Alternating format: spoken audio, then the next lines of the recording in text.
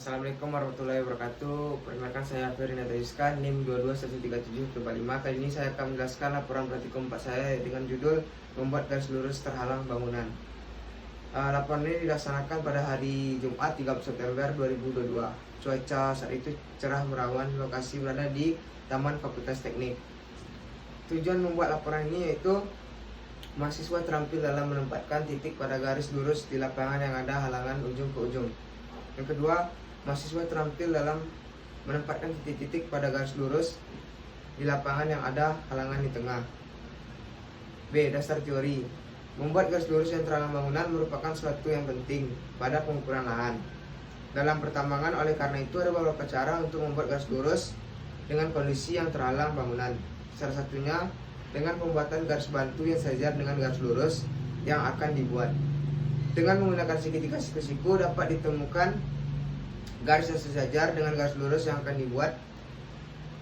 Pertolongan dari pembangunan segitiga siku-siku dengan perbandingan 3:4:5, atau bisa juga dengan menggunakan perbandingan 3:5, 2:2, dan 2:5, ataupun ukuran lainnya yang menggunakannya prinsip Pitagoras.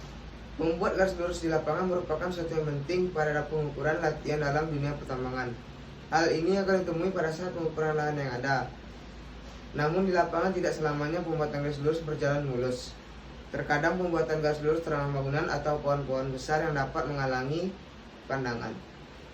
Untuk membuat garis lurus di antara dua titik, dipasang titik sebanyak mungkin di antaranya dengan jarak sesuai coupling yang telah ditentukan. Titik-titik tersebut dinyatakan dengan nyalon untuk mencapai ketelitian yang cukup tinggi. Galon harus didirikan betul-betul tegak lurus dan dalam garis lurus tersebut. Kemudian ada alat dan bahan. Alat bahannya ada 6. Yang pertama yalon, yang kedua pen ukur, ketiga pita ukur, keempat lem safety, kelima rampu safety, dan keenam kompas. Kemudian langkah kerja. Pertama, persiapan. Persiapkan alat yang dibutuhkan. Kedua, buat buan dan tanda tangani dan diketahui oleh dosen yang mengajar. Yang ketiga, pergi ke lokasi praktek. 2. Pembuatan garis lurus di lapangan yang ada di halangan di tengah. A. Pasang yalon tegak lurus di titik P dan Q. B. Buat garis lurus bantu AB sedemikian rupa seperti membuat garis lurus tanpa halangan.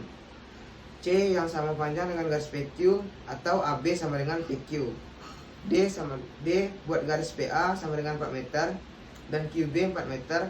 Yang tegak lurus adalah garis AB dengan sistem 3:4, 4:5, sehingga didapat segitiga ACP dan BFQ. E. Buat garis lurus dari titik C sejajar dan sama panjang dengan garis BQ, sehingga dapat titik C aksen. F. Pasang yalon di titik atau tegak lurus bidik dari AR ke C hingga di titik D yang segaris dengan A lebih besar dari QB, atau proyeksikan titik D ke D aksen yang sama panjang dengan garis C aksen. Berikut adalah sketsa yang saya buat di lapangan, berada di dekat Taman Fakultas Teknik, bertepatan di blok mesin. Kemudian ada data praktikum, yaitu garis AB, garis PQ, dan hasilnya. Yang pertama AC, garis PQ-nya PC aksen, hasilnya 3 meter. Yang kedua CD, garis PQ-nya C aksen D aksen, hasilnya 3 meter juga. Yang garis AB EF, garis PQ-nya E aksen F aksen, hasilnya 3 meter.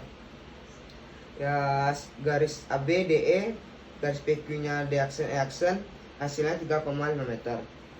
Analisis datanya kita gunakan rumus kayak seperti PQ sama dengan PC aksen tambah C aksen D aksen tambah E aksen F aksen tambah D aksen E aksen tambah F aksen dan Q, sehingga segitiga PAC sama dengan segitiga PBQ. Skala yang digunakan yaitu 1:100.